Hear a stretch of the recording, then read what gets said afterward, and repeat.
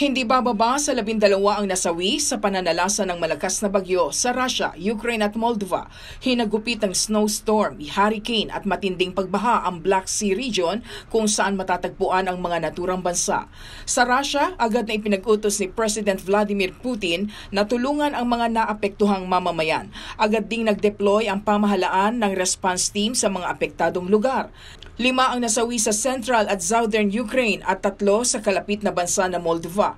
Dahil sa sama ng panahon, daan-daang kabahayan ang walang supply ng kuryente sa iba't ibang lugar sa Ukraine habang maraming kalsada rin ang isinara.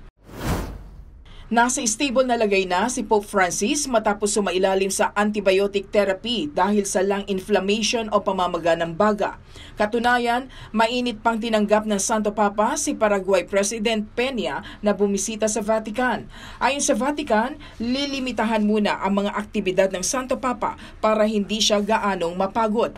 Mababatid na dati nang tinanggal ang bahagi ng baga ni Pope Francis noong siya'y bata pa dahil sa impeksyon.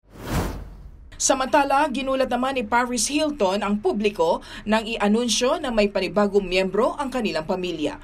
Sa isang post sa social media, nag-share ng picture si Paris ng kulay pink na damit ng baby na may nakasulat na London na mayroon pang caption na "Thankful for my baby girl". Mababatid na sa mga dating interview ay nabanggit na ni Paris na kung magkakaroon siya ng anak na babae ay papangalanan niya itong London. Bago ito, nag-post din si Paris ng photo nila ng kanyang asawa na si Carter Rium kasama ang kanilang anak na lalaki na si Phoenix. Joyce Salamatin para sa Bayan.